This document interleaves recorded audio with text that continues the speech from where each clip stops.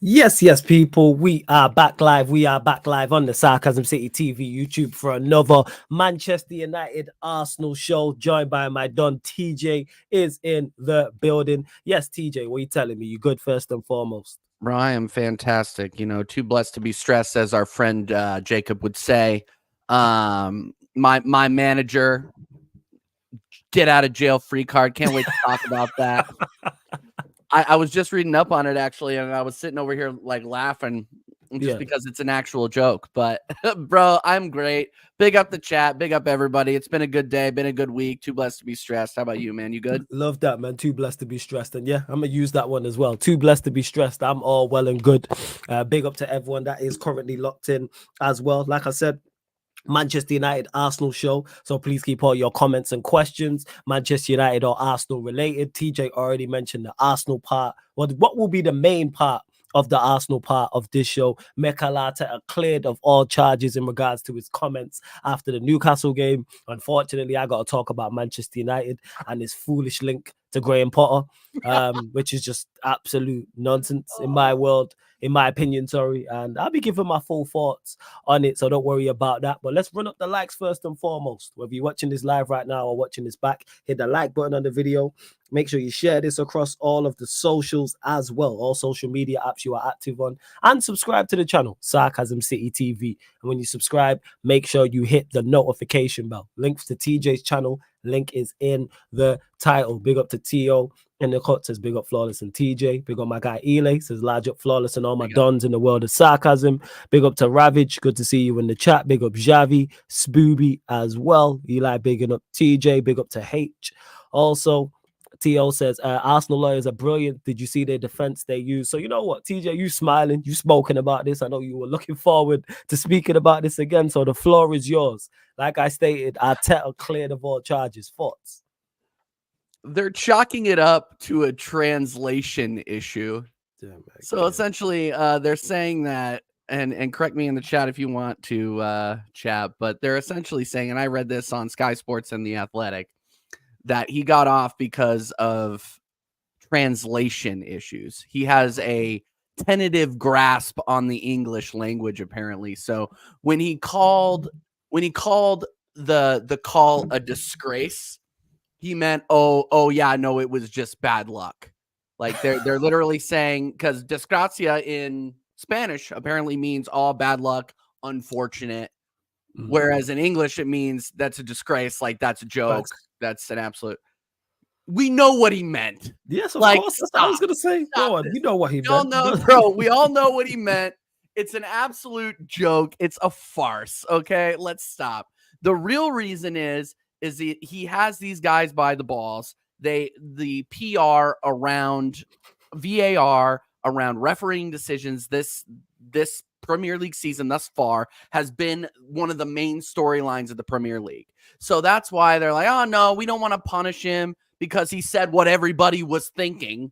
Maybe he didn't deliver it in the best way. Like, obviously, I came on this show after we lost to Newcastle, and I said, I think the fact that he went on there and had that rant was a disgrace. We didn't necessarily deserve to win the game. We didn't beat Newcastle. We just didn't. We would have been lucky to get a draw out of that game. We didn't look good, and he was upset that several calls went against us. And it just is what it is. Like, let's just call a spade a spade. He got away with it. Like he must have the English Premier League version of Johnny Cochran as a lawyer to come up with that kind of freaking defense. Like, that's an absolute joke. Like, the glove didn't fit, you must have quit. Yeah, okay. Like, give me a break, man. Like, seriously. And then the written reasons also included what I just said: the existence of weaknesses of VAR process and the need to improve VAR processes. Okay, so they know they want to just. I think overall anything, like, this story begins and ends at the fact that the Premier League wants to get out of the limelight in terms of its bad decisions. I mean, how many apologies does this league and this refereeing organization need to send? Talk about it. I mean, it's like it's like a bad romance. It's just like they're trying to get their lover back. Oh, I'm sorry, please come back to me. It's an absolute joke. You know what I mean? And if you're gonna, I don't remember exactly where, I'm not trying to sound like, oh, I don't know where the sources are, but this is the English Premier League, and the refs that come from England are notorious for being the worst refs in Europe. So why is everybody surprised by this? That they're trying to bury this because, oh, well, we don't want to be in the headlines anymore. Because if they would have slapped him with another sideline ban or a fine or whatever, that would have just pissed off the Arsenal fans even more. Facts. You know what I mean? I just think they want to bury this story. They want to do it. I mean, and obviously. And another reason they gave was because Arteta has been instrumental in trying to help improve processes. Like he's going to Wembley and he's trying to improve like all this stuff. I'm like, you know what? This is just a farce, man. Like good for Arteta for getting out of it, because honestly, I thought we looked like garbage against Aston Villa, and I think him not being on the touchline was part of that. Okay. But it's one of those things where, like, look, it is what it is. It's another PR foul up by the Premier League. The sky is still blue. Today was Thursday. I woke up breathing, like same old. That's TJ's thoughts. I'm sure there'll be further questions on it, but you lot continue to get your questions in as well. Speaking of the Arsenal game that you just mentioned, and you kind of touched on the poor performance there being because you think Arteta not being on the sideline actually had an impact. What Warrior J says. TJ, what's your thoughts on Aston Villa 1, Arsenal 0, and PSV 1, Arsenal 1? Did the Aston Villa game show what position Arsenal need to strengthen in January? I think it did. I mean, you got our captain out there missing 3. They weren't sitters. Like, people are out there calling them sitters. They weren't sitters. But you have 3 knock-on chances to score. I mean, and we have seen Martin Odegaard score. Like, that's his sweet spot, just outside the box. He should be knocking those in. And he was either putting them too close to the best goalkeeper in the world or putting them wide barely. He just hasn't been on his game. He's having a bad season. He's had a couple of games against lower in the table sides that have been good. Had a good game against Manchester United. But other than that, like, what has he done? He has not stepped up in big moments. And this Aston Villa game was a big moment. My thoughts are it's very, very obvious that we need a pure goal scorer in this squad. Very, very obvious. I'm going to sound like an absolute record here, a broken record here, but Arsenal have everything in place other than that person that can finish. Our expected goals, and I'm not a big stats guy. I'm sorry. I realize that the only stat that matters is the final score line, right? We have a higher XG than in all of the games where we've either lost or dropped points than the team we lost or dropped points to. Oh, geez. Okay. I did not know that. We have not honestly been dominated in a game thus far this season. We have been in every single game. There has not been one game where we're like, oh, yeah, no, we just didn't show up and we got absolutely played off the park. No, that just hasn't happened yet. And people call me overly negative. Here's something that's positive. I do think that the possession-based football is very, very good. I think that us having the ball is a key point in football, right? But the inability to finish is going to be what buries us. It's going to be what everybody banters us about. Eddie Nketiah can't score. Eddie Nketiah had a good chance to bring down a ball. What does he do? He makes a boneheaded move and heads it over the bar. Like, we are just not making the decisions in the final third that we need to be making. So that was my thoughts on Aston Villa. I thought we outplayed Aston Villa. Outside of the first 10, 15 minutes, we outplayed them. We did, but we just couldn't bury it. And that's been the story of Arsenal Football Club so far this season.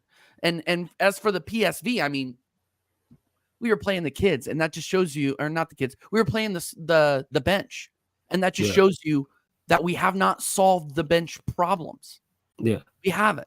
I mean, given the occasion, I don't think anybody was necessarily motivated. Like, any of the starters were necessarily motivated to do anything. Yeah, I mean, it was essentially a friendly, right? And that's why you see guys like Odegaard pulling out of 50-50s. You see, they aren't trying to injure themselves over a nothing UCL game. They should really be be honest, but I hear you. Carry on. Yeah, like they should have put Winieri out there. They should have put Peters out there. They should have put all those guys out there where you can play these kids in these games, give them experience. But that's the one criticism of Arteta that I have from that PSV game, to say, why even risk it? Why is Odegaard out there in the first place? Why is Saliba and Gabriel out there in the first place? Saliba played an awful game, but you could look at Saliba's body language. He didn't want to be there. Like, are you kidding me? Gabriel played well, because I feel like he's still battling for his position. Saliba walks into any team in the Premier League. Saliba didn't want to be there, but that just shows that we don't have any depth at center back. That's why we don't have any depth at fullback. We were playing Cedric Suarez at right back, people. And for those of you that don't remember, Cedric Suarez still plays for this team. Yeah, I was shocked too. Yeah, I forgot that Cedric is still playing for you lot. I actually forgot about that. I hadn't heard from him since he said, "Oh well, I'm going to fight for my place in this team," and he's like 4th in the depth chart. Like, what are you talking about here? This guy's done. What you guys saw was the retirement of, unfortunately, Mo El Nini. Thank you for your service. Get out of the club. Cedric, thank you for your service. Get out of the club. Jakub Kivior, mediocre. You like these guys that were supposed to come in and make an impact. The only one that did was Reece Nelson. Reece Nelson was man of the match. I don't know if you watched it, Flawless, but he was. No, I didn't watch your game. No. I was watching us, unfortunately. Yeah, it's okay, but no, I know I'm ranting a little bit here, but it's cool. Get off your chest, man. It's all good. He was running up and down the right side of the pitch, making them work, looking very, very comfortable out there. Again, you also have to note that PSV did not play their starting 11 either. Okay, I didn't know that. I mean, trying to judge, you can take a little bit out of that game, but you really can't take a lot. Other than Reece Nelson is willing to work, and the guys that came off the bench outside of Nketiah, he had a good goal, but that was because of Nelson. Outside of those two, who really had a good game? Nobody. Yeah, even Ramsdale. I mean, he had a couple of very good saves, but still, it's not good enough for me to say, hey, oh yeah, these guys definitely deserve a spot in the starting 11. Nah, it was a friendly. Miss me with it, Okay, fair enough. You lot continue to get your questions in. I see you lot. Big up to everyone who's just joining as well. Matora, big up to you. Says, big up Flawless. I wish I could stay for the stream, but I have to study for my exam. Hey, go study, man. Go do what you got to do, my guy, Matora. Also, yeah, man, and good luck with it as well. You'll be fine. Also, what players do you think are available for Liverpool? I feel like everyone down tools and has an injury.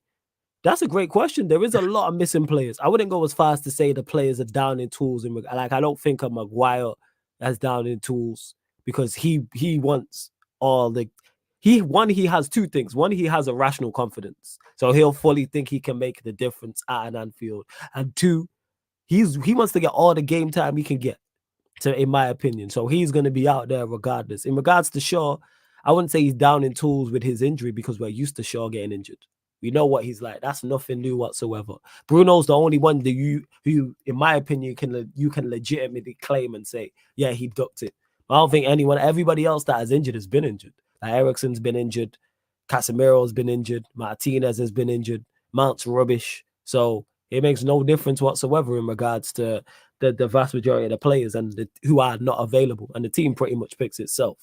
It really, really does. And big up to Stephanie G as well, who says 9K subs happening on or before Sunday is my prediction. Well, we're under 50 away. We're at, let me check. Oh, man. 8,954. So we are closing in on 9K subscribers on the channel. And you will get a Sarcasm City Sports Q&A. There will be a 9K celebration stream that I will be drinking on people. So as soon as we get to 9K. So we try to get there before the year is out. And because of you wonderful people, it looks like we're going to make it happen. Because I was skeptical. But it looks like we're going to get there now. Great content, great panelists, great chat every single time. Hit the likes and notification bell. People, please, thanks in advance. Big up to you, Stephanie G, every single time. And Andy here, back to Arsenal, says, TJ, are you worried your fullbacks will get tormented on Sunday? Because you are playing Brighton. Is a Brighton in poor form, but as Troops told me, they have a very good record at the Emirates, and I did not know this. They've won the last. Yeah. I think they've won the last 4 out of 5 or last 3 out of 4, something like that. Yeah, it's not looking good. good for us, but they have injuries as well. And Matoma's just coming off of an injury, and they don't have Caicedo anymore. The Brighton that beat us the last couple of years is not the Brighton that is coming to the Emirates this time, which is why I'm still pretty confident that if we play our football and find a way to actually score a goal and finish some of these chances that we've been getting, we should be able to beat them handily. But you also have to remember that this Brighton team, you don't know what Brighton team is going to show up. Definitely. You have no idea. So am I afraid our fullbacks are going to get tormented on Sunday? We need Ben White on the right. We need Ben White playing right back. It doesn't look like he got a knock. But we need Ben White because we have let's be honest, we have no other options to lock up Mitoma. And Mitoma is an absolute beast on that left side. So, am I worried? Yeah, I'm worried about that side. And I'm worried about the fact that we have to play Zinchenko again and potentially expect him to play defensive football, which is not something that he does. So, I wish I could say I'm really, really worried about this match, but I can't believe I'm saying I'm not worried because this is just not the Brighton team that we have seen for the past couple of years. I mean, if you remember the last time we lost to these guys at the Emirates, Caicedo was playing right back and he got man of the match. Yeah, he did. Yeah. So he's no longer on that team. So who else on that team is going to come through and do a job for them like the way that Caicedo did? I really don't. Other than Mitoma, I can't really name you one. Then again, I haven't been watching Brighton as much, but it's just one of those things where their form is mid and our form, ban the last couple of games has been good. So we should have more than enough to beat them. More than enough. No, that's fair enough. I think that's fair. I think that's very, very, very, very fair. See what else you lot are saying in the chat as well. You kind of mentioned him already in regards to the Villa game, but Warrior J says, why do you think Odegaard's form hasn't clicked for Arsenal this season? I've answered this a couple of times, but I'm not sure. Like the answer changes almost every week because he does something. He either does something to restore some shine to his name, or he does it to dull it. So, why do you think Odegaard hasn't clicked for Arsenal this season? I think that the players around him are not giving him enough space to cook like they did before. I mean, up until November, Kai Havertz wasn't doing a job. And still, I'm still not sold on Kai Havertz. Like everybody, I don't know, Flawless, if you've noticed this, but all the Arsenal fans that are bigging up Kai Havertz are like, yeah, we got him, we got to steal. And all the Chelsea fans are still laughing at us, being like, yeah. We remember that. We remember when he would have those purple patches. Decent form, man. Drinking the Kool-Aid like I told Troops, man. Troops told me he didn't drink the Kool-Aid. He drank the Kool-Aid, man. I'm not drinking the Kool-Aid, man. No, drink the Kool-Aid. No, dude, miss me with the flavor aid. My lips are not purple, man. I'm not doing it. I'm not doing it yet. It's like I've said before, give me 15 games of consistent performances where you are contributing to goals or scoring goals or making space out there for others to score goals. Otherwise, miss me with that argument, man. Yeah. Like, I'm sorry. Kai Havertz has been mid in the Premier League. 1 month is not going to sell me. He's not going to sell me. I'm not a simp. But all I'm going to say is, with regards to Odegaard, the players around him have changed, and the way Arteta is building up this attack has changed as well. Like if you look at the way he's playing, he doesn't have the space. If you're looking the way Bukayo Saka is playing, he doesn't have the space. Like we aren't getting the overlapping. I'm also noticing this. I don't remember who pointed this out to me, but our right back, Ben White, is not overlapping very much. Like he really is. And when he overlaps and we overload the right side of the pitch, it creates space. And I don't think we're doing that much this season. When we do have space, we kill teams. Like the teams that actually try to play us and don't try to stick freaking 9 men behind the ball, we're cooking. Who was it that we absolutely cooked? Lens at home. They tried to attack us. We cooked them. PSV at home. We cooked them. Who else? I mean, and it doesn't really happen in the Premier League because everybody in the Premier League knows to play either a low block or close to a low block and stuff the box in the final third, and we can't get the ball through. I mean, Bukayo Saka is throwing that ball from his right foot to his left foot, trying to slot it into the corner like he does, like he like he does. It's like his signature. Mm-hmm. And right now he's just meeting two center backs at the top Yeah, of the just box, yeah. just getting Mm-hmm. blocked. Right. So like we need to change something in the final third. Otherwise I don't think he's gonna click. I don't think he's gonna click. And I think there is something mental too. Like look, and everybody can call Odegaard overrated. He was one of the best players in Premier League last season. He was. I thought he was very good last season. He impressed me. I was impressed. I think there was a player there. I mean, he was a Ballon d'Or nominee. There's a player there, but I really think that it's a confidence thing, and there's some Arteta magic now. And you got a kick on, like, because I said this about Arsenal's like forward line, in particular Odegaard, Martinelli, and Saka. Like, yeah, they had a great season last season. On the eye test, they passed it. Also, all three of them put up numbers as well. Now go and match that the season after, even match it, and you're seeing them struggle now. In particular, Martinelli and Saka, and actually all three of them we're seeing it. And when you're at Arsenal, it is all eyes on you because of what you've done. The pressure is there to succeed. And yes, you've gone through in the Champions League. You're near the top of the Premier League. Obviously, FA Cup coming up next month as well. But you have to deliver. You really do. I mean, and you would think after the season that we had last season, we would want to step up and actually get it over the line this season. Yes. I mean, and there's just a couple of times where we've had dead set chances, we've had dead locked on chances, and we just can't finish. And now we're getting into the doldrums of the season. Brighton, who can come in and do a job if they're up for it. Liverpool. Then we got West Ham. Then we have Liverpool again.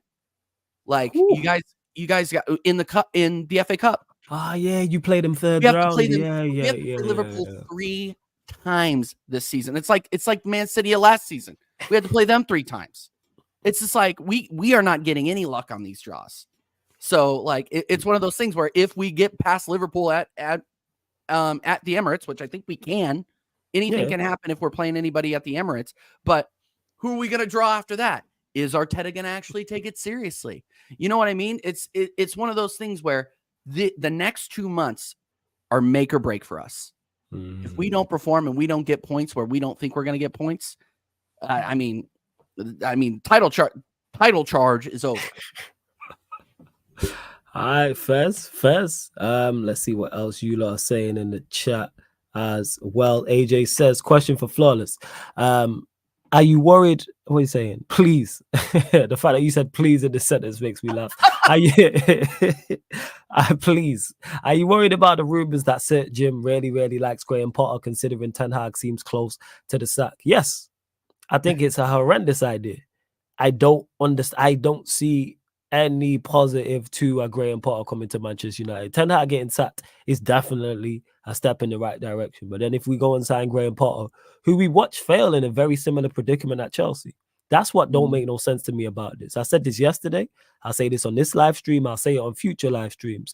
I don't want any manager at Manchester United who's currently managing elsewhere in the Premier League or has managed before in the Premier League, excluding Carlo Ancelotti. He's the only one. So I don't want any manager that's currently here to come and manage the club. And I don't want any manager who was previously here to come and manage the club. I'm tired. Go get new.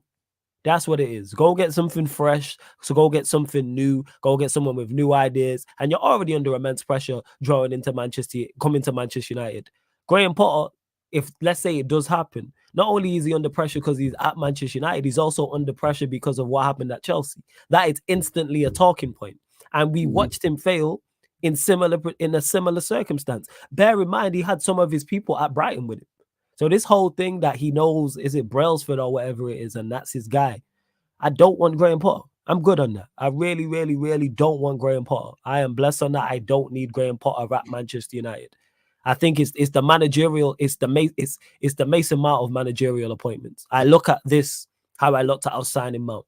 And for those that were watching at the time, he was linked to Mount and was making the bids, how dead against it I was. And I was 110% spot on. This is that again. What has Graham Potter done for him to be considered for the Manchester United job and think he's going to be a success? Now, if he was successful at Chelsea, I'd hear it. But why? This is why I don't want him. I don't want Emery, even though Emery's doing a fantastic job at Villa. We watched him fail at Arsenal. I don't need that. No. Go get somebody new. You know what I'm saying? Go get someone fresh, someone who's not been here before, but has a resume of at least managing in a top European club. I mean, a top domestic league, should I say? Top European league. That's the words I'm looking for. So I'm really not with it whatsoever. I think it's a horrible idea. I think it's terrible.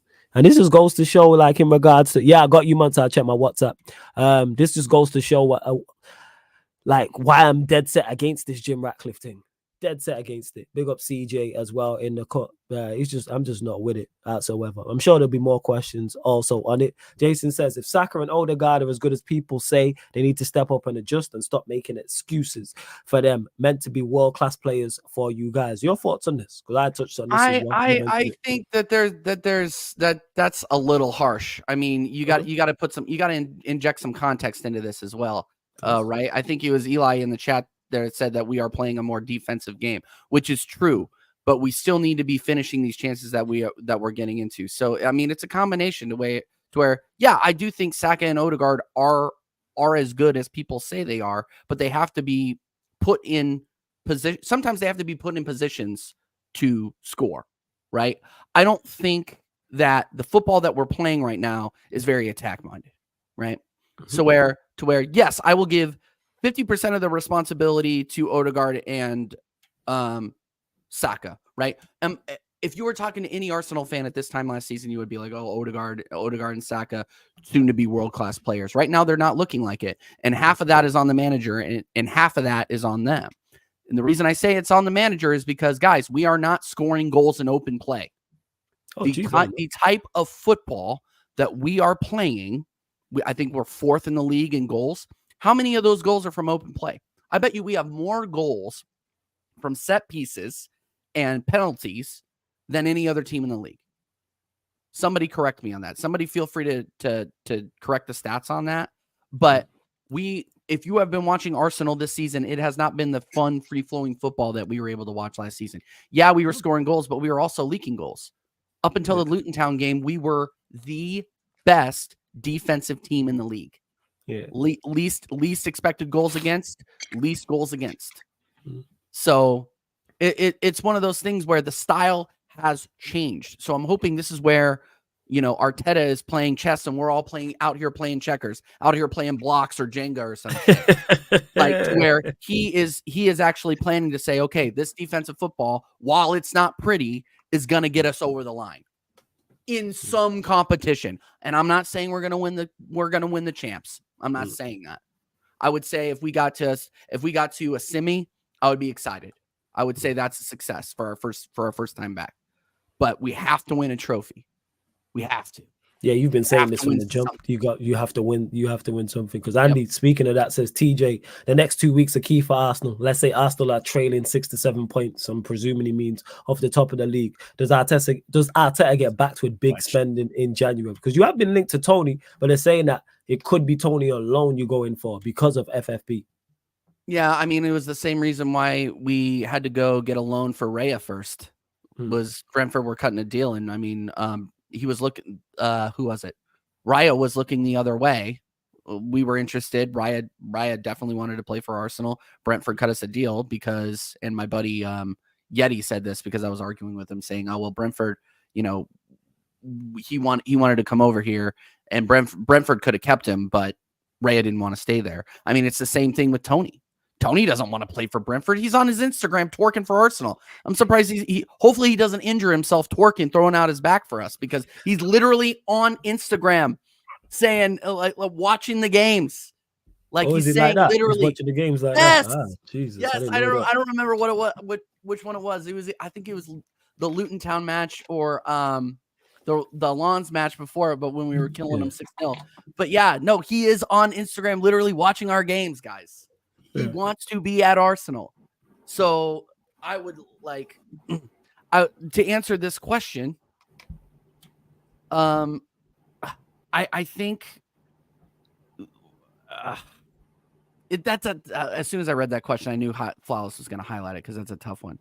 I think they'll find a way to get Tony over the line. But if we do get Tony over the line, I think that's probably going to be it. Where we still need to bolster. I think we still need another fullback, and I still think we need another CDM. And that's unfortunate. I still think you would need more outside of him. Stephanie Yeah, G says positively party considering Potter. Hey, lovely.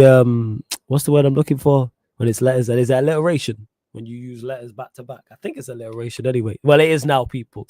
yeah, It is now. I believe it it is. is alliteration. It is now. This is sarcasm city, people. We make the word. We Positively make. party considering. Yeah, exactly. Potter is media mischief No, that's making. actually right. That's actually As right. yeah, as I thought. So as they expect United not to go down the interim route again, no more Chelsea rejects, please. I'm with you on this, Stephanie G. I can't believe that people think this is a good idea. It's a horrible idea. But then again, people thought Mason Mount was a good idea. So anything's possible because this is, like I said before, this is just a managerial version of that.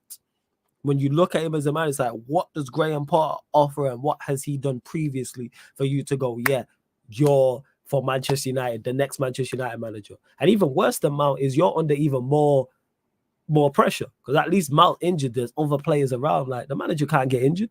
And we watched him crumble at Chelsea. We watched him crumble. Legit. We watched what's happening to Ten Hag right now is what happened to Potter at Chelsea. And all of our complaints about Ten Hag right now are all of the complaints Chelsea fans had about Potter. Not doing the basics, lack of style of play, leaking goals, nobody improving, etc., etc. Nonsense. Nonsense. Nonsense. And I see you and Eli. I was going to get to that anyway. So, yeah, because Eli said, I disagree with you there, TJ. We leaked around the same amount of goals this time last season. And you said we weren't the best team in the league defensively this time last season, were we? So you're saying you're the best team defensively now? I think other than the Luton game we have, I mean the proof's in the pudding. In the two games that we've lost, we've only lost by one goal. It was 1-0. So that's why, like Eli, and this might be my recency bias, but I don't recall us. I recall us leaking goals last season, and this season we aren't necessarily leaking goals outside of the Luton game, which was just if you're looking at the other games that we played this season is an outlier, right? That's kind of my thought on that. Yeah, and then AJ asked the question for TJ Flawless, I believe, 75 million plus Eddie, Lance, Tony. I think they're going to do it on loan. I don't think they're going to expect Eddie to go the other way. I wouldn't expect Eddie to go the other way, especially not on his wages. His wages versus output, it doesn't make sense. You lot would have to pay him off some of his wages. We would have to throw him in. We would have to throw 75 million in for free and take some of his wages. I mean, this guy is getting paid 100 bags a week to head it over the bar. Don't get me started on Eddie Nketiah. Good goal in the games that doesn't matter though. Jason says, Flawless, who do you want to the next United manager to be? And would you take the Brighton manager? No, I wouldn't take De Zerbi. Not because I don't think De Zerbi's a good manager, because I actually think he is a very good manager. And he's a very promising manager. But he's not managed at the top level long enough. And when I say that, I'm talking about just any manager who I want in, first and foremost on their resume, has to have managed at least 3-4 years in a top European league. So that's England, that's Spain, that's Italy, that's Germany, that's France, that's Holland. Yeah, that's Portugal. I think I just named 6 or 7, but I believe in the coefficients. They're the top 6-7 leagues. So not Belgium, not Denmark, not Switzerland, but one of those, just because then you're under some form of pressure.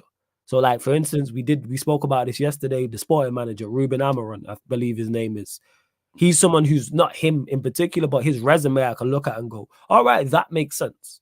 So no, like De Zerbi's managed, I've been at Brighton. I don't even think it's been a full season yet, or it might have been 1 season and a bit.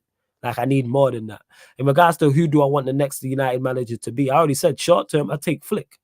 That's who I want as interim. From now to the end of the season, I would take Flick just to steady the ship because he commands respect. He's managed at the top level and, more importantly, been successful at the top level. All I need him to do is just steady the ship. I need him to do anything exceptional. We ain't going to win the Premier League, without the Champions League, without the Carabao Cup, maybe go on the FA Cup run, help us finish in the top 6. Cool. And then once he's steadying the ship, that's when you then bring in, if the ownership, you bring in a DOF, you then get a manager. And as for the manager, there's no standout candidate. I want us to get a competent DOF. That's first and foremost, and then let the DOF pick the manager. However, if the competent DOF wants Graham Potter, I am that DOF out. So I just clarify that. That's a horrendous idea. It's fucking horrendous. Like, let me just clarify that. Horrendous. Absolute cheeks. You know what I'm saying? What are we doing there? Graham Potter, you know. The crazy part, it's like the Mount thing all over again. It's 3 weeks ago on this very show. I said, you know who we should go get because Ten Hag's doing bad? Graham Potter. You don't want to be trying to hear it. But because No. now it's been suggested by media, all of a sudden people want to hear it. Same way after the FA Cup final, I did a live 2-3 days later. I said, you know who we need to take us to the next level? Mason Mount. You lot would not be trying to hear it. Then we got linked to Mason Mount, and all of a sudden it was a good idea. It's like, no, like managers and hierarchies have bad ideas. Mason Mount was one of them. And Graham Potter as the Manchester United manager is also one of them. If you can't see that, I don't know why. It's not going to work. I just don't get it. I just really don't get it. Would I take the Girona manager flawless second from second division to top of La Liga? I'd have to do my research in regards to how long he's been there. I know he's performing well, but is that just now? I can't go and say that. Like, I'd have to go and look, which I will do. But yeah, I can't say that. I can't say for sure, yes. AJ says, question for TJ. How much do you think we can get for ML Smith Rowe? Because honestly, it's time to move him on, even though I love the kid. We'll be lucky to get 20 million for him. We'll be lucky. Do you want him gone? No, I mean, he's not. He can't start. He can't play. So what good is he for us? I mean, I like him. I have a lot of good memories tied to him. I think a lot of the Arsenal fan base does, which is why, I mean, obviously Haaland boy, key goals against Chelsea and Tottenham a couple of years ago. Good story, you know, knee sliding on him at the Emirates. I still remember that. I remember that day like it was yesterday. It was 2 years ago. It was incredible. But you can tell Arteta doesn't rate him. He's only come off the bench. I think he's only started one game, and that was the League Cup game against West Ham. Didn't do anything. Had a couple of good chances against Bournemouth. Couldn't finish. I mean, it just stinks, but I think his Arsenal days are over. I think he's going to a mid Premier League team, or a lower level Premier League team to play, or send him back out into Europe somewhere to another league and see if he can resurrect his career there. But right now, the best ability is availability, and he doesn't have it. Like, it just seems like every single time this guy steps on the pitch, he gets another injury. So I think we would be lucky to get 20 million from him, which is unfortunate because if you asked the same question 2 years ago, you would be getting a completely different answer. You'd be getting a completely different answer. I love the kid. Don't get me wrong. He would die for this team. Like, and you can tell how disappointed he was when he couldn't finish his chances at Bournemouth. I remember that. Like, that was one of the like kind of a heartbreaking moment for me. And I don't get attached to these players either. But I felt genuinely bad for him because you could tell how much he wanted it. But he's just not, unfortunately, he's not good enough and he can't stay on the field. So, yeah. His peak still. That It's is peak. Before we continue, over 50 people, locked in people. Big up everyone who's tapped in. But let's get up to 40. Let's get up to 40 likes, people. No, let's get up to 50 likes. Let's get up to 50 likes. Run that like button up. Hit the likes, people. Run the likes up. Make sure you share across all the socials as well. At Sarcasm City TV. And that's me, Flawless, across all socials. And that way you'll find all of TJ socials as well. Make sure you subscribe to TJ Warren TV. The link is in the title. You click the link, opens up a new tab, and you can subscribe to his channel. It's also underneath in the description of every live stream, not just the United Arsenal show, every live stream on the show. It's also on the featured channel page as well. And to AJ, I literally just did a quick Wikipedia check on the Girona manager. He says the Girona manager has been there 3 years, Flawless, got them promoted season 1, first season in the top flight, finished 13th, not top of the league. So yeah, I'm looking, he's been at Girona since 2021. So that means he's managed 21 to 22, 22 to 23. So that means he's currently in his second season. He's a season and a half. I'm not with that. No, I don't want you to have been managing a season, 2 seasons in La Liga, and then all of a sudden you're thrown into the Manchester United job. 2 years removed from being in the second division with another Spanish team. Like, I need more than that. I need 3-4 years. I need you to have some form of experience. Now, if he wins the league, different conversation. And then I can hear that because it's like that's something unprecedented. But like currently right now, no. Because let's say he don't win the league. Let's say he finishes 3rd and then he stays at Girona and they get packed out the Champions League and then they finish like 10th, 11th. Like, you gotta wait for it. H is asking me, you're asking me about Diego Simeone. People are saying he's playing better football. He definitely has the resume. I'm not against it. If we brought in a DOF and they said they're going for Diego Simeone, I'd understand. I'd get with it. I'm like, okay, that makes sense. That's someone with a resume. That's someone with I think he's won 2 La Ligas. I'm sure he's won a Copa del Rey, regular in the Champions Leagues. He's experienced. He's got experience. He's been under pressure. Like he's been in high stake moments. I don't need the first time you're in a high stakes moment is at the club. You can't be learning on the job here. You can't have your L plates on the car and you driving a Formula One car, racing Lewis Hamilton. Like, no, you can't. No. Like, that's the equivalent of what we will be doing. Like, all right, you got your L plates and you're going up against Pep and Klopp. That's what we're doing. Like, that's unfair to said manager. Like, no, you have to have at least let the L be green on the car. It's red. Like, what are we doing here? At least let it be green to the point. Like, I need more than that. Like, you can't be learning on, and it doesn't happen in any other field. You couldn't go and be the owner of a big company like an Apple and had done nothing before that. Imagine you just go straight from not being employed by Apple to the head of the company. Wouldn't happen. You'd have to have been at management level of something. You know what I'm saying? Like, whether it's the commercial side, whether it's the technical side, like something. So yeah, even a year and a half at Girona is not enough for me to go, yeah. Cass, in an ideal world, Ancelotti would be great, but it's not realistic. Unless he leaves. Like I said, he's the only manager I would take who's been here before. I mean, he's the only one I would take. Yeah, I gotta say though, I do rate the Girona manager. I do. Like he is essentially taking a club full of. I couldn't name you one person that plays for Girona. yeah. But he is taking them to the top of the Liga. Early in the season. Obviously, it's very, very early. But with a team that's essentially like players that are still developing. So I will give him his praise on that. I mean, I think Girona's owned by the City Group. Yeah, City's like majority holds. So it's just like, you know, that these guys are kind of feeders for City. But you know, so he obviously has players in there, but you got to big him up for what he's done with players that aren't necessarily quite there yet. So you got to big him up for that. I mean, 4-2 over Barcelona, not bad. Not bad. Is? No, I wouldn't take Eddie Howe. And that's not even a shot at Eddie Howe. I would not take Eddie Howe. You see TJ's response. No, I wouldn't take Eddie Howe. And again, I think Eddie Howe's a good manager. But what he's done is not enough for me to go, yeah, I've not seen enough of him at Bournemouth or at Newcastle where I go, yeah, you're the guy. Like, you need something like you gotta have something special, man.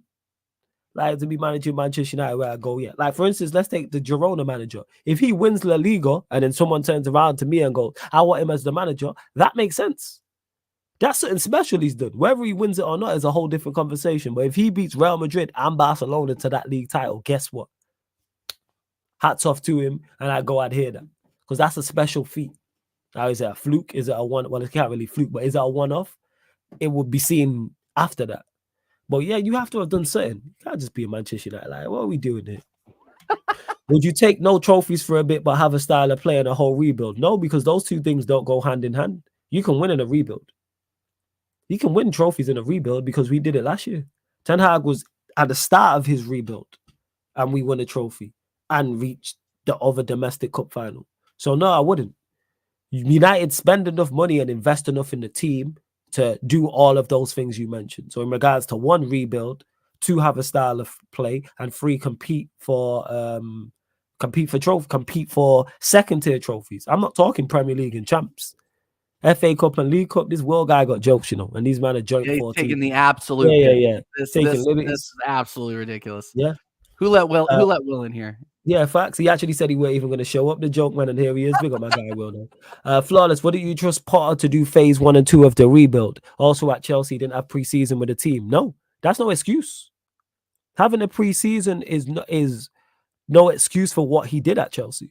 Not an excuse. He was there and had a window. What do you mean you didn't have a pre-season? So no, I wouldn't trust Potter in phase 1 or phase 2 of the rebuild. Absolutely not. No. We watched him fail at Chelsea where you are under a lot of pressure and a lot of eyes are on you. I'm not with it.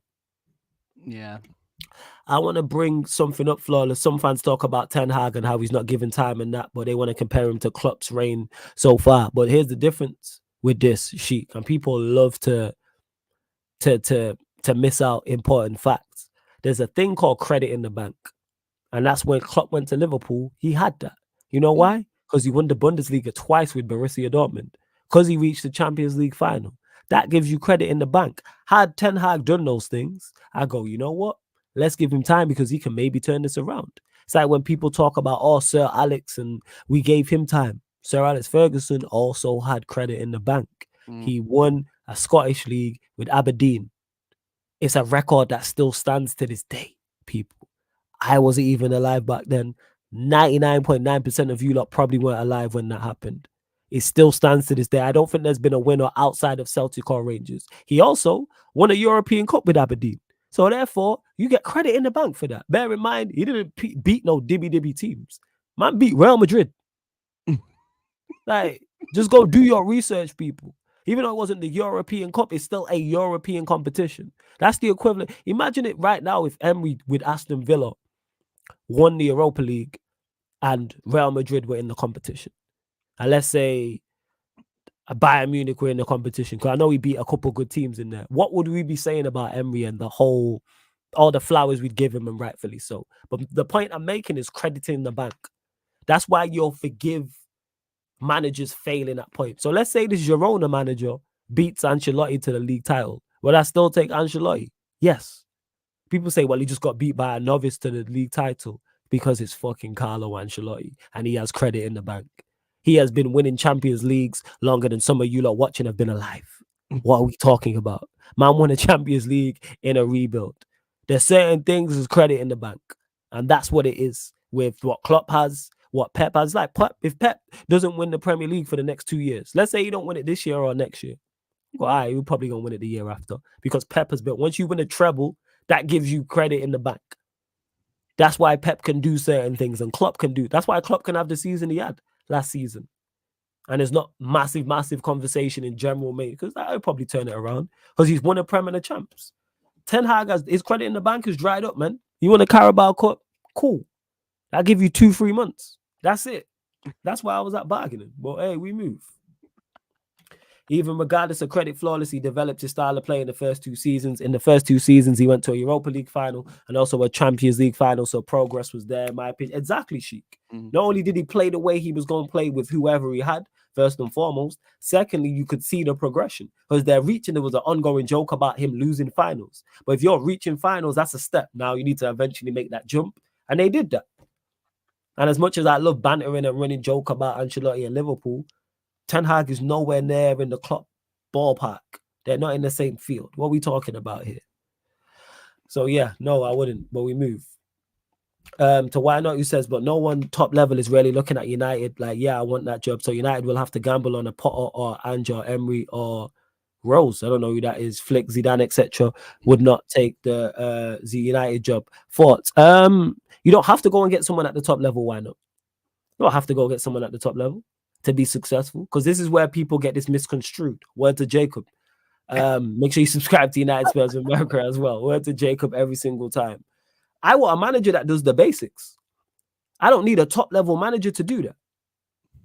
I just need us to be an organized, competent unit. Guess what? If you get an above average manager, I think he could do that. Man are running jokes about Big Sam. Guaranteed, if we had Big Sam in charge, we would be an organized unit. That's one thing you could never accuse any Sam Allardyce team of being. Sean Dyche, as much as people criticize him, his teams are always organized. Whether it's Burnley, whether it's Everton, you've never watched one of his teams play and go, no, they're very unorganized. I'm asking for the basics. I don't need a top level manager. You know what? I need competent.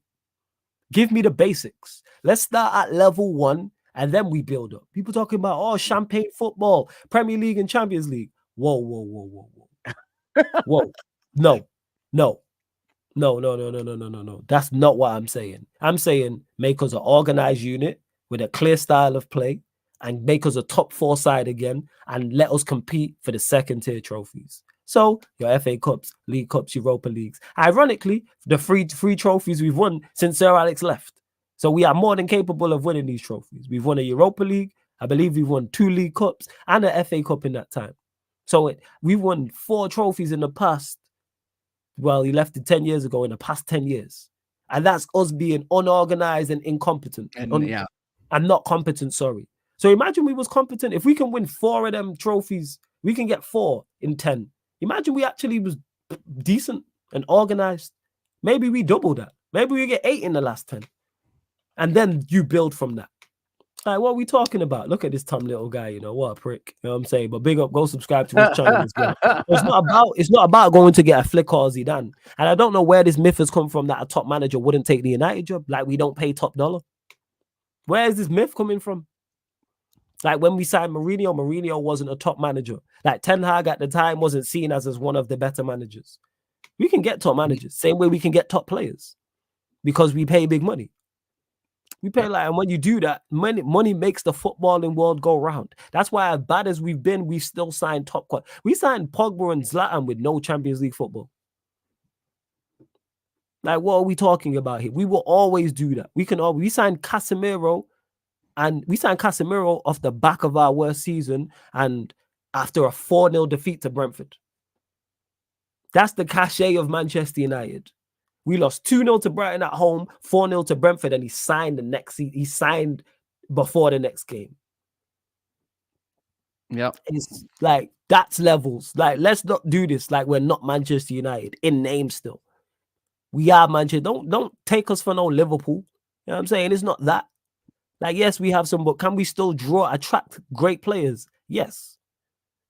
Like, if Ancelotti left and we go, and Ancelotti would consider us. Now, if he goes to Brazil, it's a different conversation. Would Zidane consider us? Yeah, but I think he'll either go Marseille if the takeover happens, because he's from Marseille, or we'll get the French job. A Flick would why would Flick not take the job? Ancelotti went to Everton. Why would he not come Manchester United? Yeah. People forget that. Ancelotti just out here doing side missions on GTA. That's what he is. And he just ended up at Madrid again and won a champs and a league. That's what he's on. That's what he's on. He's just on side missions, man. That's perfect. Yeah, man. I've used it before. You know, when you clock GTA, you just running around doing fuckeries. That was Ancelotti at Everton. He's like, you know what? I might as well just try this. You know what I'm saying? Big up my dog every single time, man. Big up Lewis every single time. Make sure you subscribe to his channel as well. And Tom says, on a real, it's mad how quickly and starkly Ten Hag crumbled under the pressure at United, considering he dealt with it first season. Facts. Crumbled. Absolutely crumbled. Tactical loss from us to get Ten Hag to, you crazy. That, this guy is wild, yo. This fucking guy is wild. But yeah, Ten Hag, I'm sure you lot will have questions of that. Warrior J, big up. And yeah, Sheik, this is it. That's my biggest complaint of Ten Hag so far. I've said it time and time. Don't get me wrong. I'm not saying he should follow the Liverpool or Klopp model, but we went backwards back to the start. And we didn't go backwards by one step. We were the whole fucking staircase. That's what it was. It wasn't one step down. We just kept tumbling down the staircase, like tumbling, like story block, like just stumbling like a whole story of flats. And we were just so you feel so it's been interesting because I like asking United fans. You know, my best man at my wedding was a United fan, so I'm surprised I haven't asked you this yet.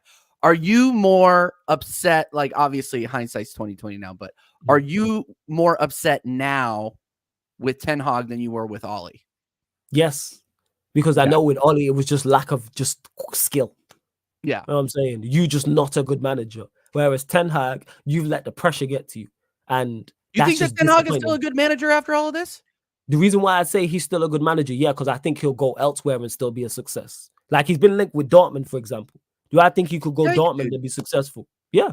I think he could go back to Ajax and be successful. Yeah. I think you could go and manage at Dortmund and probably get a second place. Nah. I couldn't. I'm just saying. Look, I think that he could go to a lower league or a lower level league in stature and still put up a job. Obviously, he was at Ajax. Ajax have crumbled without him, right? But I'm just saying, man. Like, I don't know, man. I'm rating the vitriol between what I saw with Ollie. Granted, I wasn't on this platform yet, and what I'm seeing with Ten Hag, and it just seems like this Ten Hag business is a lot. I look at him like how I look at not to the same level of these people, but I look at him how I look at Emery, how I look at Potter, how I look at David Moyes, where it's like, you manage those managers there I just mentioned, those 4 are not managers. Roy Hodgson I throw in the mix as well because he managed Liverpool. They are not built for the top level. But if you want to be solid Premier League side, with Emery, a little bit better. If you want to be top 6, top 7, challenge for the second tier trophies, he's your guy. Do I think Emery could go elsewhere to, say, a Holland go and win at Eredivisie? Yes. Do I think yeah. Ten Hag could go back there and do it? Yeah, we've watched Emery win Europa Leagues. Moyes won a Conference League. Roy Hodgson reached the Europa League final with Fulham. Their managers are good for that level. But when it comes to a Manchester United, a Arsenal, or Liverpool, the expectation is so much different. Yeah. That's not, you can't cut it. I put Graham Potter in that mix. Do I think he could come and manage, say, Thomas Frank left Brentford? Do I think Potter would be a good appointment for them? Yeah. If Sean Dyche left Everton, do I think Graham Potter would be a good, because I think he's good for that level. Yeah. But Manchester United, you're not spending 400 million over 2 summers to finish top 6 and win an FA Cup or a League Cup. You need to be progressing. Same way with you lot at Arteta. I put Arteta in that bracket. Do I think Arteta does everything you would want from a Premier League manager, apart from he doesn't burst through the ceiling. That's the problem, I think, with Arteta. But do I think he could go elsewhere and be successful? Yeah. If he was at Everton, if he was at Ajax, if he was at Dortmund or something, cool. But we're talking, and people, when I say this, is because we're talking the top 1%. Being that caliber of manager is very, very tough to do. We're talking Ancelotti's and Pep's. That's not normal sitting at the table. Like, they're 2 of the greatest managers we've ever seen and will ever see. Like, they sit at that table. Sir Alex also sits at that table. Even currently managing now is those 2 that current. No one else sits at that table to me. Like, you got Sir Alex and people who have retired, but current managers right now, who sits at that GOAT table and can put their resume, put their major trophies on the line and what they've done and go, yeah, I deserve to be here. It's Pep and Ancelotti. That's it. How many managers manage across Europe, people? I mentioned, 7 leagues, and there's 20 teams playing in each league, or some variant. But we're talking, 400, 500 teams. You know what I'm saying? Even across all of Europe. Even take out the major European countries. 500 managers. Never mind your South America and all other continents. And I'm saying 2. But we'll just stick to Europe. We'll just stick to Europe. And we're saying 2 sit at that table currently. Could Klopp get in there if he wins more? Yes. So let's say Klopp does do what he needs. 3. And we're saying a Graham Potter gets in there. Come on, man. Like, or Emery gets in there. Or do you want Emery or deserve? Maybe in a few years, but it's built up out of time. When Ancelotti was winning Champions Leagues, some of the managers you man rate were playing. What are we talking about? Some of the managers you man rate were playing at that time. That's how long his cycle has been. Like, there's levels to this. We ain't going to disrespect to Pep or Ancelotti when we talking. So when people are like, oh, why are you so picky? Is because we look at the managers and the caliber we're talking about and what they've done. That's all it is. Well, and you better the likes. Go on, yeah, and managers that are at that level or just under that level, like your Mourinho's, have crumbled. Yes, we've crumbled. Watched Mourinho crumble. People forget that. Yes. People forget that. It's just like, man, I think Mourinho, in terms of European managers, is one of the greatest of all time. He fits in. He fits in the top 15. Right? Incredible manager. He failed. He failed at United. Like, that's the level that we're talking about. Like, people. I think people sometimes forget, like, especially when you're in Europe. And I let me provide you with a little bit. Manchester United has the most fans in the United States. It is the biggest brand in the world next to Real Madrid. So, like, that is how big it is. That is how big it is. I think people lose sight of that sometimes. Like, yeah, you guys aren't performing, but anytime you talk about Manchester United, anywhere you go, you talk about excellence. Yeah, facts. So, facts. Sometimes people forget that. It's just like, yeah, they're playing like a second-rate team right now. That's why Flawless is digging his own grave and burying himself in it. Facts. He's dealt with all this success, and now it's like, what's happening?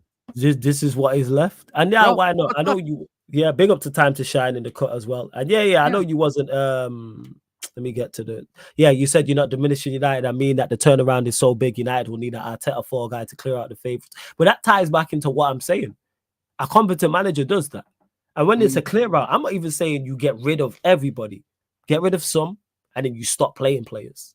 So, for example, like Ten Hag did last season, we barely see McTominay. Reason why McTominay was not being criticized so much last season is because he didn't play often. Same with Maguire.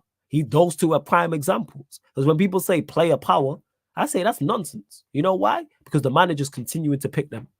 McTominay don't go up to Ten Hag and say, all right, yeah, I'm playing tonight. The manager picks him. Because if that was the case, why did it not happen last season? Yes, injuries and suspensions change it, and that matters, etc., etc. But I'm saying consistent. It should be one-offs. Where last season when we see McTominay, it's like, I forgot you were here type of thing. Maguire was 6th choice at one point.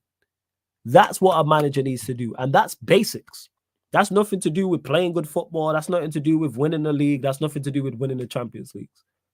If you're a manager, I could go in there and do that. All right, this is the 11 I'm going with.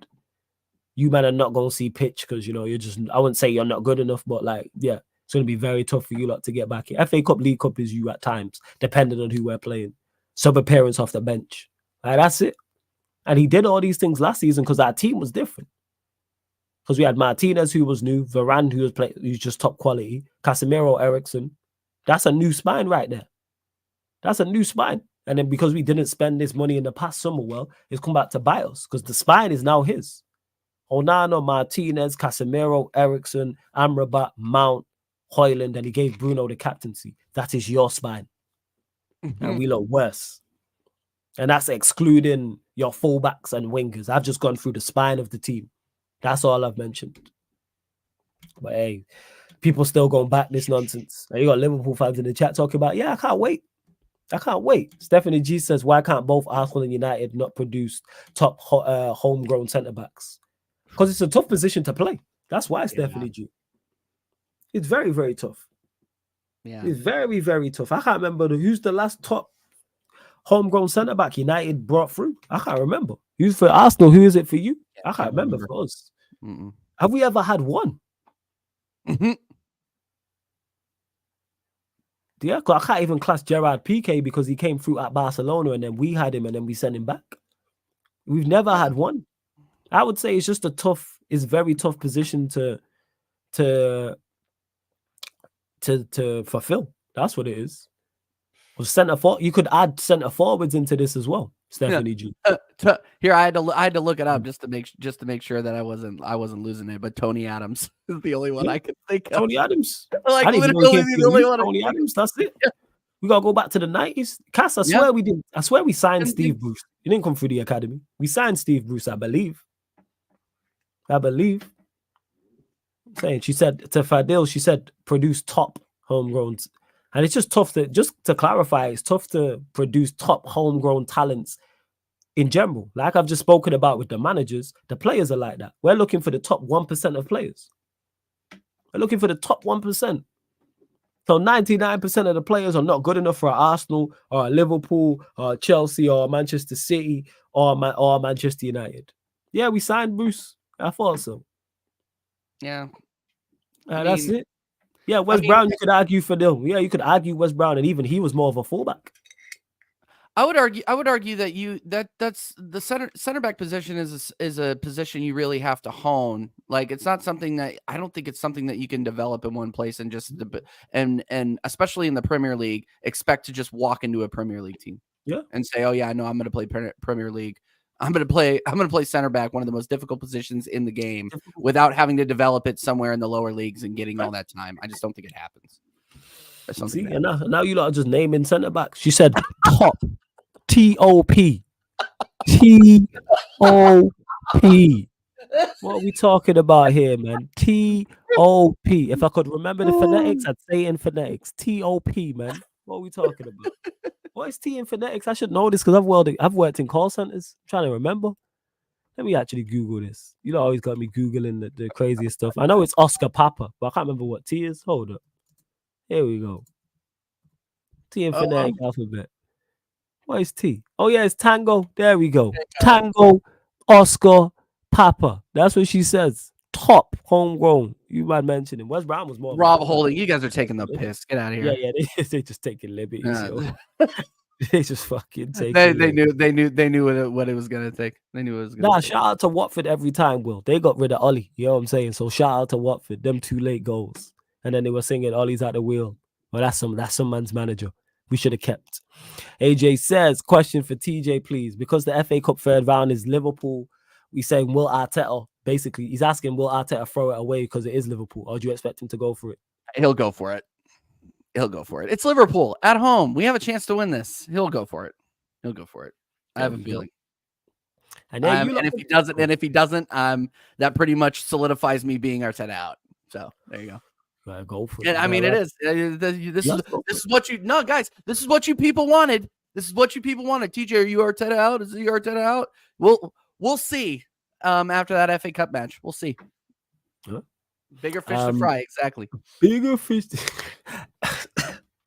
Hey, you lot, over 70 people in the building. We're at 49 likes. Let's get up to 60 likes, people. Like check 1212. Like check 1212. When you enter the city of sarcasm, pay the toll, hit the likes. Also, make sure you subscribe to TJ Warren TV. That's TJ's channel. The link's in the title. You click the link, it opens up a new tab. Whether you're watching this live or watching this back or listening on the audio platform. Shout out to all the audio listeners as well. And we're at 8,955. Looking for 5 more subscribers. Get us to 8,960. We're looking for 40. We're looking for 5 more subscribers, so we're 40 away from 9K. We are closing in on 9,000. Cass says, Flawless, if Flick comes in part-time and gets us top 4, would you give him the job permanently? And do you think these same players will turn on him now and throw him under the bus? In regards to if he came in part-time and gets us top 4, it depends on the DOF. Now, if the Ragnick was the DOF and Flick's his guy, or we bring in a DOF and him and Ragnick get on, whether previous experience or they're cool, I'm with that. They have to be on the same page to give us some form of structure at the football club. And in regards to the same players turning on him, these same people keep talking about, the same players turning on him. Ten Hag's not playing his guys.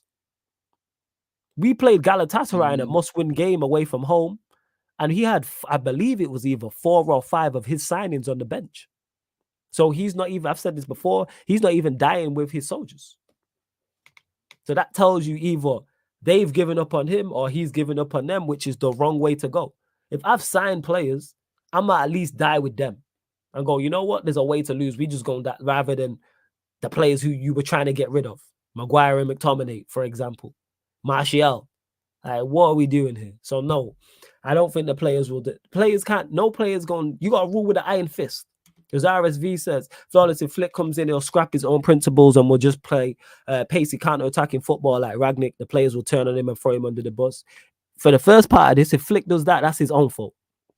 If you join a football club as a manager and you move away from your principles, that's on you, first and foremost. However, Arteta, Ten Hag did that and it had success. So if you want to change away from that and just get the best results, cool, but then stick with that.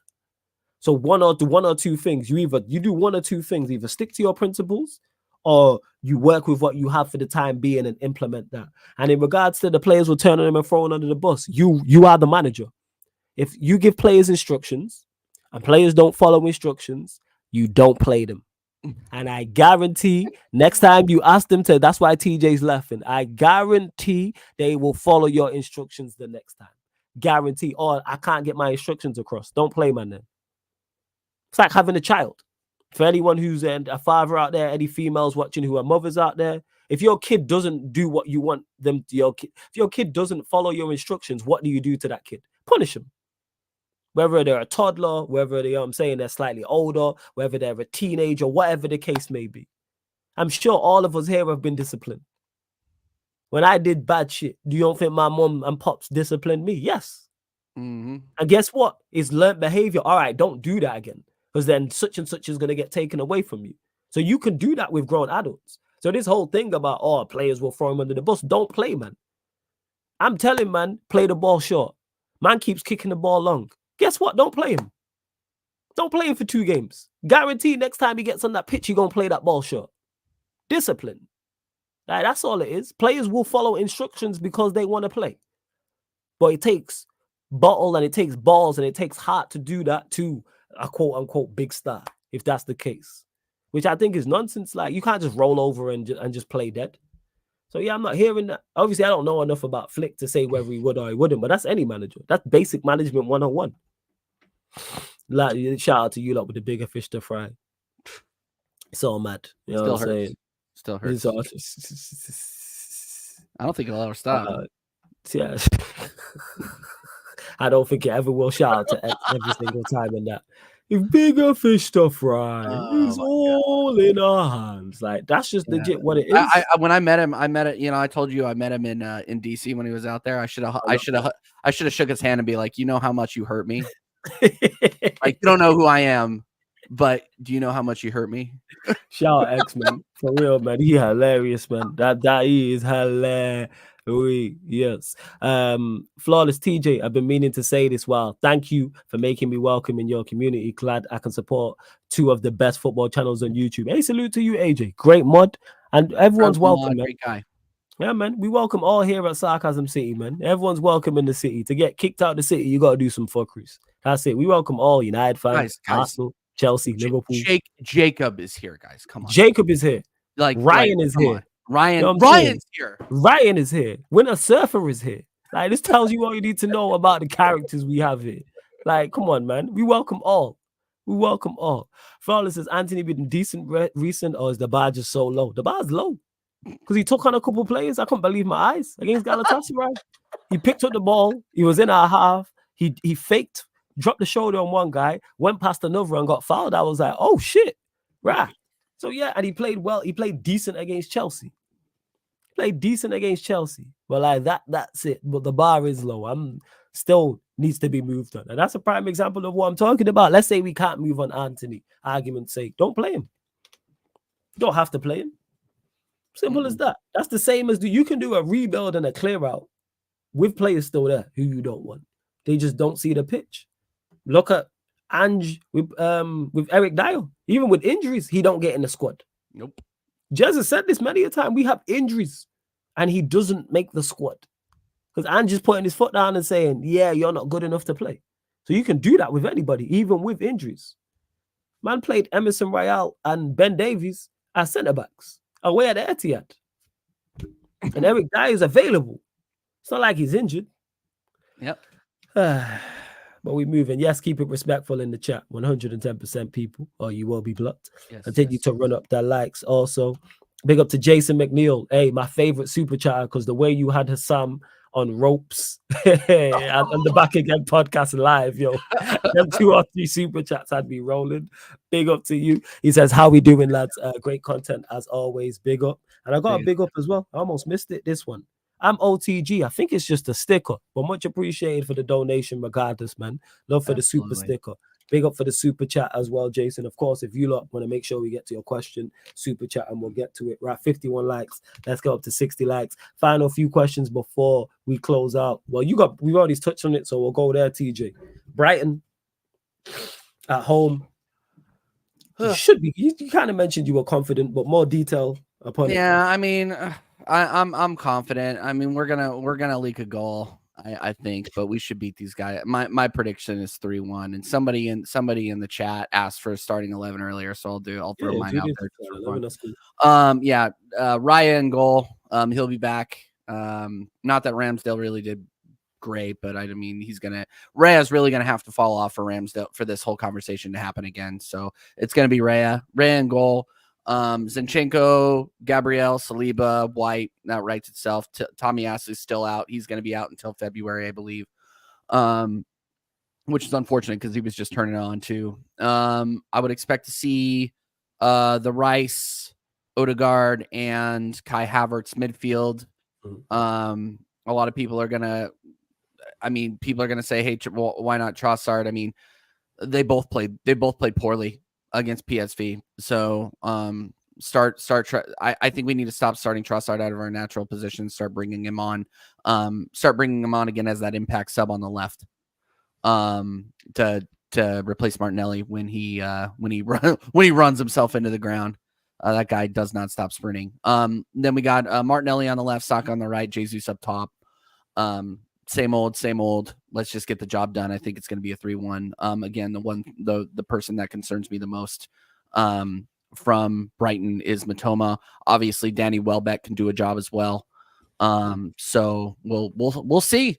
Welbs loves scoring on Arsenal. So, I like Welbs, man. Welbs. I like Welbs, man. You never know what's going to happen. But yeah, I'm going 3-1 Arsenal. Shout out Welps. Stephanie G says, great show, lads, in chat. See you tomorrow. Big up to you, Stephanie G, every single time. Time to shine says, TJ, why did you choose to support Arsenal? Oh, that's a fun story. Now, so I was always a big fan of the Colorado Avalanche, and they've been owned by the Cronkies since I believe the early 2000s, and then the Cronkies came in and bought Carry on. Arsenal. Just getting a drink. Carry on. Carry on. No worries. Yeah, Arsenal. Yeah, and I just really wanted to connect with another fan base that suffered under the Cronkies. Because at that point when I started following Arsenal, which was around 2010, so I did miss the invincible years. I had to go back and watch a lot of comps, but yeah, no, I wanted to align with a club that had the same owners, so I could kind of understand where the fan base was coming from. So that's why I went on to Arsenal, and obviously I was a big Alexis Sanchez fan. Big Theo. I was a Theo Walcott fan. I was an Ozil fan for a while there too, when he decided to show up for games. So yeah, I mean, I just loved Arsenal from the start, and they got a story behind them too. So I'll just keep answering the chats here. TJ, are you doing a hey along for the Spurs game tomorrow? No, I have to work. I'm gonna do the American Idiot show tomorrow at 9 at oh shit, what am I doing it? 9 p.m. UK or 7 p.m. UK time before the Spurs Forest game. But hate alongs and watch alongs will be coming to TJ Warren TV as of January. So just subscribe and hit that notification bell, TJ Warren TV, and I will and you'll get all the content. You'll get all the content. We're blowing up over there, so I appreciate it, guys. Tom Little, big up Tom Little, man. Big fan. Are you worried about Anfield? Absolutely am. Which person is going to rile up the crowd this time to get us going? Arteta again is my prediction for that. Big up Tom Little. I'm actually a big fan, man. Yeah, we always make some sort of dumb mistake at Anfield that'll get the crowd going.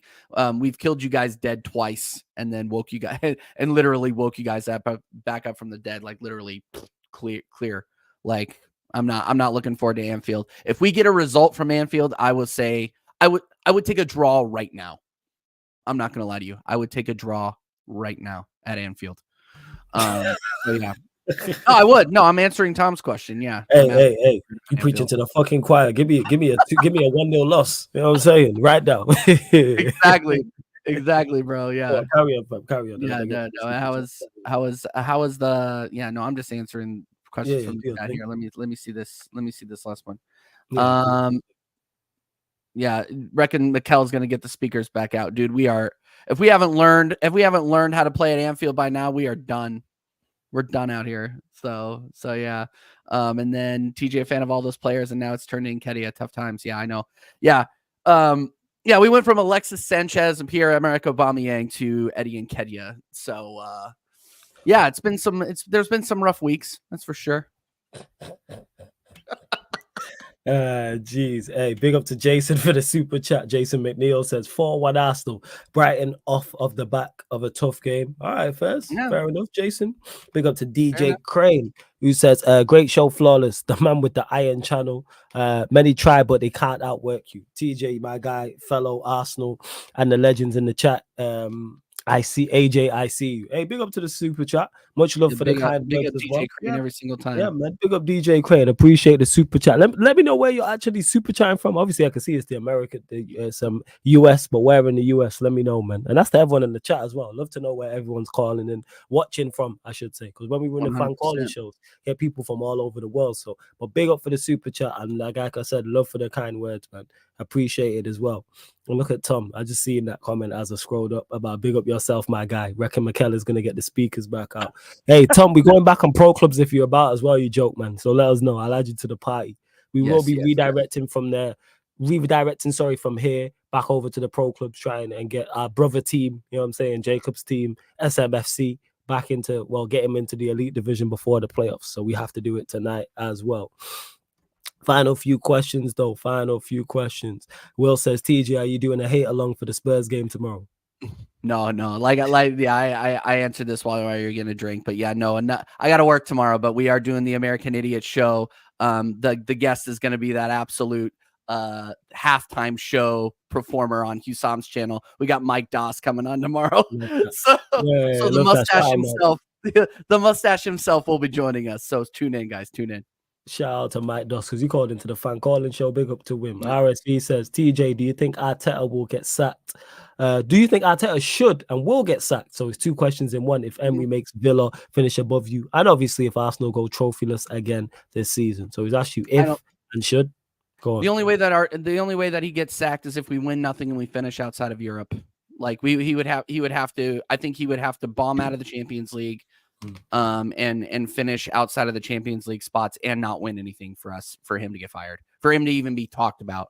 Like, I think if we get top 4 again, the Cronkies aren't going to do anything because he's just going to say, oh yeah, we're still building. This guy. So the Cronkies, if they see a coach that they believe in and can convince you that they believe in you or that to believe in them, they'll hang on until the very end. But when they're done, though, here's the thing, though, is when they're done. They're done. So we could be having a very good season, but if it isn't meeting expectations, at the end of the day, they're business people. They will fire him, and you won't expect it. So, yeah, I think if we finish top 4 again, he's gonna stay. But like I've said several times before, we need to win something or I'm Arteta out. So that's that. That's very fair. That's very fair. I'm saying, I think, and you've been like consistent with that. Yeah, Tom, I'm gonna add you to the party and that. And to big up to Jason McNeil again for another super chat, much appreciated. He says, if you could swap one player each, who would it be? So basically, he's asking if there's someone you could take from the United team, who would you take? And also for me, who would I take from Arsenal without doubt? It's a lot easier to pick from. Yeah, it's easier to pick from. I'd take Saliba. That's who I'm taking. Saliba.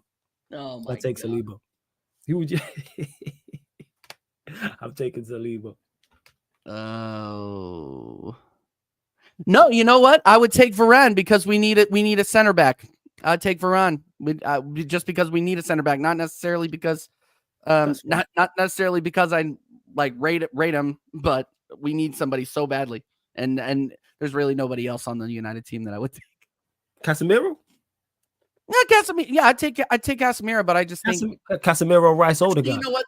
That's actually better because we lose Declan Rice, we're absolutely screwed. So yeah, I'd take Casemiro and Rice in a double pivot. Yeah, thanks for playing. Like Casemiro, that's what I was thinking as I was saying that. I'm like, Casemiro, Rice. I'm like, that makes sense. Yep, like 100%. I'm like, that makes a lot of sense. Casemiro, Rice, for real. 100. See what else you are saying in the chat as well. To Will, who says, Flawless, are you doing a hate along for tomorrow for the Spurs? I don't do hate alongs. I'm not Carefree Lewis G. I'm saying I will be doing a watch along to the Nottingham Forest Spurs game on the Sarcasm City TV Twitch. So make sure you're there. But I do Spurs games, I do Arsenal games, Liverpool. There's no hate alongs, man. I'm just there to watch the football, have a good time, man. That's it, people. That's all it is. Have a good time. That's why I'll be doing Chelsea, Sheffield United on Saturday. That's gonna be good. Anyhow, they don't win that. You know what I'm saying? They must, like, word to Saeed, man, you must. Because if you know what I'm saying, when you must, you didn't must. You cannot lose to Sheffield United or not beat them bottom of the league. That being said, you lot did lose to bottom of the league Southampton, you know what I'm saying, last season. So dude, we lost the bottom of the league Southampton. We lost the at the time bottom of the league Everton. So yeah. But that was new manager bounce Everton. That was Sean Dyche. Yeah. That's what it was. It was Sean Dyche. It was his first game. Remember, it was a lunchtime kickoff or lunchtime UK time. Yeah, I remember waking up for that. That was great. You'll be all right, man. That was awesome. You tough. Be all right. Oh, jeez. Man. Let's see. Yes, even Lewis is saying we better win. Like, you lot must. So yes, you have to win, Lewis. You get 3 watch alongs, but 2 on the Twitch, people. So obviously, technically today now, UK time, you will get Nottingham Forest versus Nottingham Forest versus Tottenham Hotspur on the Sarcasm City TV Twitch. Then the Saturday, 3 p.m. UK time, you will get Chelsea versus Sheffield United on the Sarcasm City TV Twitch as well. Flawless, you got no attack, so you should take Nketiah. Chelsea got no team, so you should take Nketiah. How about that? I'm saying, you now got a relegation 6-pointer against Sheffield United. You got Ashford Wett's boyfriend, and you want to talk about Nketiah. Come on now. Come on, Nico Jackson. Nico Jackson scores the worst hat trick I've ever seen against Spurs. 9-man Spurs. Let's clarify. Spurs. Nine man Spurs. It was Game so ball, bad. game ball for that. They should deflate that game ball before they give it to him. It was so bad, Nick. Oh my God. It was so bad. They struggled so bad against 9 men. I was like, how? I couldn't believe what I was like, watching. how? We don't talk about that very much on the on this, but I just gotta say, Yeah, get to it. I have never watched a more exciting, but I can't believe what I'm watching game of football than that. That's where I was at. I could not believe what I was watching. Yeah, beating Spurs isn't for everyone, to be fair. Yeah. Okay. Thanks. Thank you. Thank you. Beating anyone on any given day isn't for Chelsea, to be fair. Lewis is so shameless, you know. He's so shameless from 12th place. It's like I'm getting yelled at from somebody's locked in the basement and they're yelling at you. It's like, really? Nah, it's a homeless man telling you that that your car needs a wash. Your tie looks like shit. You know? It's like, really? Oh my God. You lot, final few questions, man. Final few questions before we close out. We will be redirecting to the Sarcasm City TV gaming YouTube channel though, because we are trying to get SMFC up to the elite division. So to all the man them I've invited you to the party, I need to message that in the group. That being said, speaking of groups, go out your Champions League group. It must be nice. Looking forward to the draw. And is there anyone in particular you don't want to get? Anyone you're looking forward to? How do you look at it in regards to your chances in the competition overall? Copenhagen, I would like to see. Porto. The rest of them, I'm not really liking. Honestly, I'm not really liking the rest of them. Really? Obviously, we got you got like PS. Who else you got in there? You have PSG, Napoli, like Lazio, to Milan, because shout out to Mo. He was fully like, bring me Arsenal. He was like, if we got Arsenal, that's because he knows that Inter can chef us up. They can. Inter look good. So you think Inter? So you would give Inter a chance against Arsenal? But I'm guessing you have Arsenal as favorites. Yes, I have Arsenal as favorites, but they have a chance. Okay. Flawless. Any team has a chance against us, man. I look at you and I think you're a good side, though. No, we're a good side. I'm not saying that, but you got to look at our record in Europe too, man. Come on, we've lost against Olympiacos. Okay, what are we talking about here? Like, I just don't like. I am more stressed for Champions League matches and Europa League matches than I should be. I just am. Like any given, I get more stressed out watching those matches just because you never know what you're going to get with these European sides. And we have not been in this competition for 6-7 years. So who knows how we're going to do, honestly. But yeah, I would be confident against Milan. I'd be confident against Copenhagen. I would not be confident against like a Lazio or a PSG, or any of those other teams there. But yeah. And Eli said it the best. And this is why I'm nervous, man. But TJ, the bench is fixed. We should be good now. Yeah. You said it. I didn't need to say it. But we moved. All I'm gonna say is we'll be having this conversation next week after the draw is over, and we'll see how happy. Oh yeah, we definitely gonna have a good conversation after the draw. 100%. We'll see. But yeah, like I said, because like I said, Mo, shout out to Mo. Everyone should know. Mo every time. He was super confident. Super duper confident. He was like, yo, bring me Arsenal and all this. I'm licking my lips. I was like, whoa. I was like, all right. Well, you know, Mr. Devil's Advocate himself, Mr. Shameless himself, he's obviously going to say that, man. He's going to wind up all the Arsenal fans. He's doing that to wind up.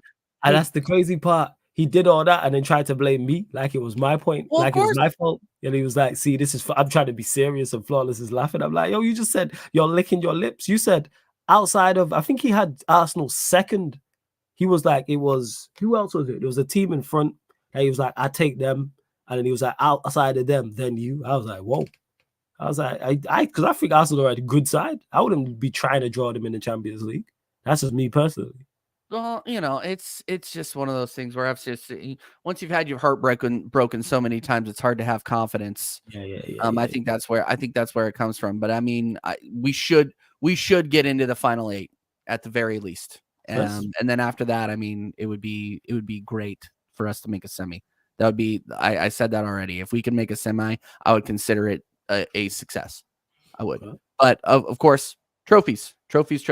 But yeah, Mo, like, yeah, hearing I didn't hear that, but I did hear that Mo was being like, yeah, bring on It was Arsenal. hilarious, yo. It was He's doing, hilarious. yeah, that's because he knows he has a chat full of Arsenal fans that are ready to cut his head off, and then he's gonna get on with Saad or Igal, and they're gonna go on there and get wound up.